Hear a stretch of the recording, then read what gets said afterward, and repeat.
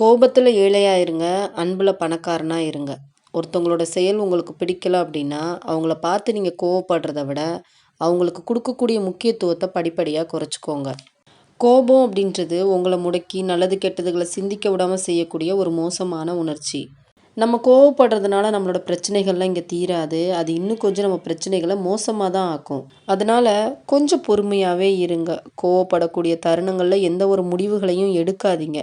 உங்கள மேன்மேலும் ஒருத்தர் கோவப்படுத்துறாங்க அப்படின்னும்போது, அவங்கள விட்டு அமைதியா விலகி வந்துருங்க. உங்களோட வார்த்தைகள காது குடுத்து கேட்காதவங்க கிட்ட நீங்க வாய் குடுத்து பேசாதீங்க. அது அடுத்தவங்களோட பார்வையில திமிரா தெரிஞ்சா தெரியட்டும். ஏன்னா, இங்க சில பேர் என்ன பண்ணுவாங்க தெரியுமா?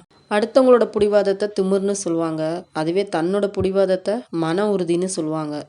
அதனால எதையும் பெருசுபடுத்தாதீங்க. உங்களோட மன ஆரோக்கியத்துக்கும், உங்களோட சுயமரியாதைக்கும் சில விஷயங்கள நீங்க உங்களுக்காக செஞ்சு தான் ஆகணும். நான் சொன்ன இந்த விஷயம் பிடிச்சிருந்துச்சுன்னா, இந்த வீடியோக்கு ஒரு லைக் குடுத்துட்டு, உங்களோட ஒப்பீனியன எனக்கு கமெண்ட்ஸ்ல சொல்லிருங்க.